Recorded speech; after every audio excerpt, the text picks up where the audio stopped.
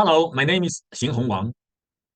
Now I make a presentation about the influence of gravitational time dilation on the gravity propagation speed and on light propagation speed. According to recent scientific research results, gravity propagates at the speed of light.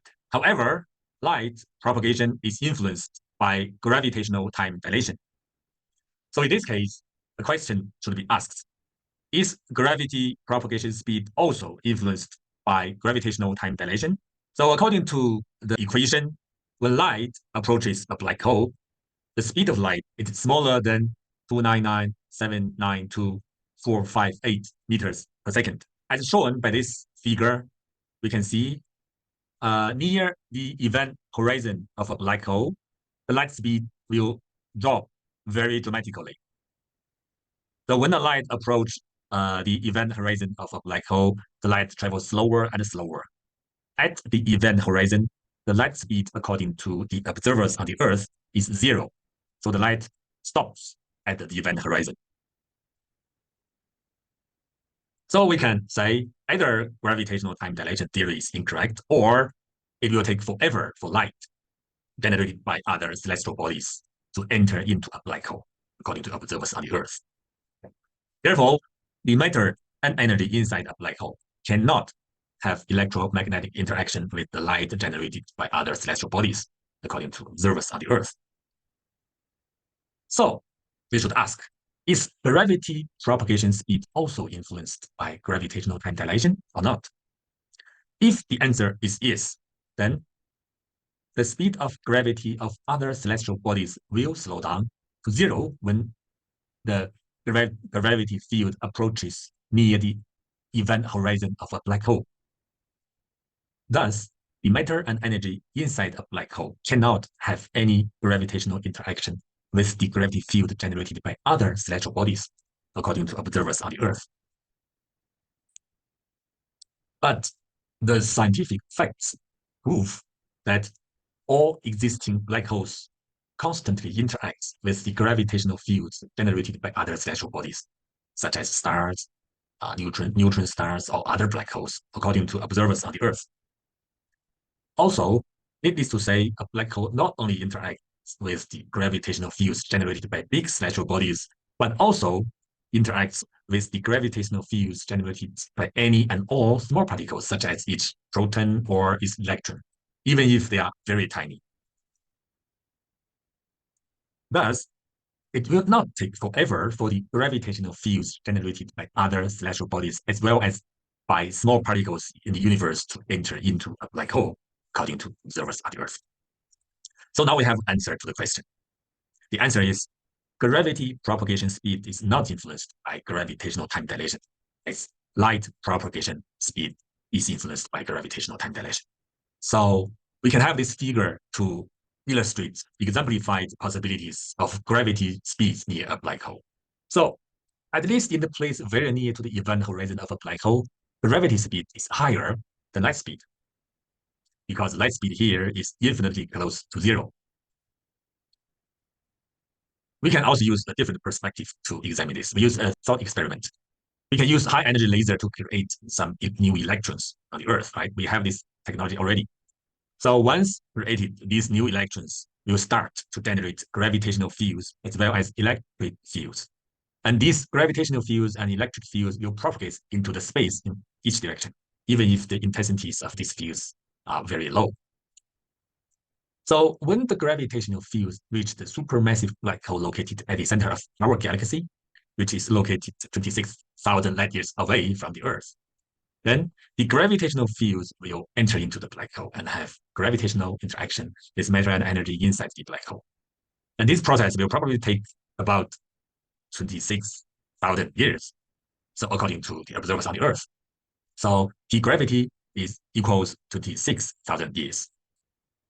To compare, when these electric fields generated by these new electrons, when the electric fields reach the supermassive black hole located at the center of our galaxy, it will take forever for these electric fields to enter into the black hole due to gravitational time dilation. So T light is infinite, is super big, infinitely big, according to observers on the Earth. So apparently, T gravity is smaller than T light.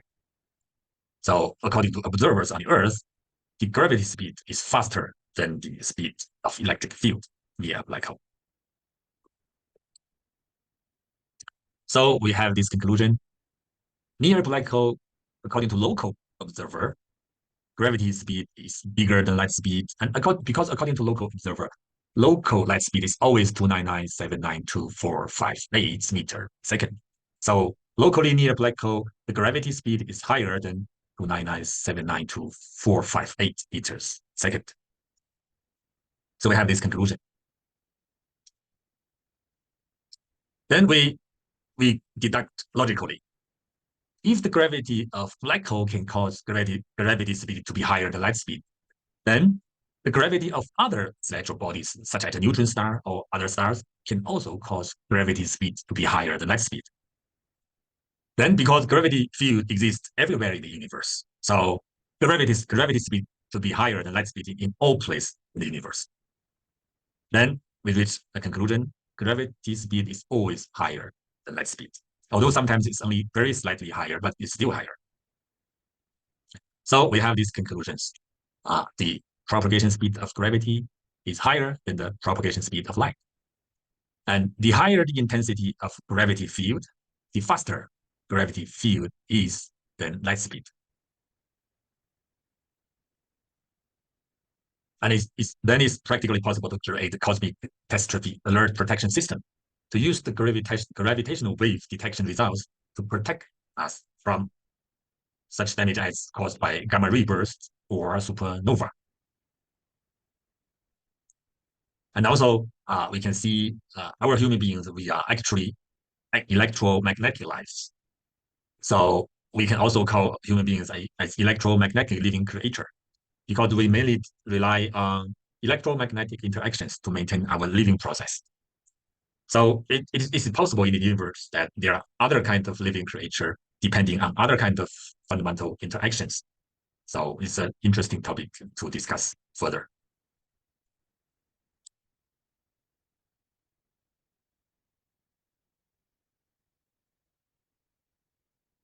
You can also use a related discussion to support the conclusion we have arrived just now. So here is a thought experiment. In this thought experiment, there is a celestial body A and there's a spaceship. The mass of celestial body A is m, and the distance between the spaceship and the celestial body A is 1 billion light years. So for this thought experiment, the first step, today we transfer some mass of the celestial body A to a place in the direction away from the spaceship, as shown by this figure. And then the gravitational field intensity of celestial body A in the direction of the spaceship will become smaller than the original intensities of gravitational field of celestial body A. So we identify it as smaller intensities. But this change of the smaller gravitational field intensity, it propagates. It's not instantaneous. It needs to propagate at light speed into the space. So we know this change of the gravitational field of celestial body A will reach spaceship 1 billion years after today. Then, 1 day later, we transfer the same mass back to celestial body A. Then, the gravitational field of celestial body A will change back to be the original intensity, as shown by this figure. Also, this new change is not instantaneous. It needs time to propagate at light speed into the space.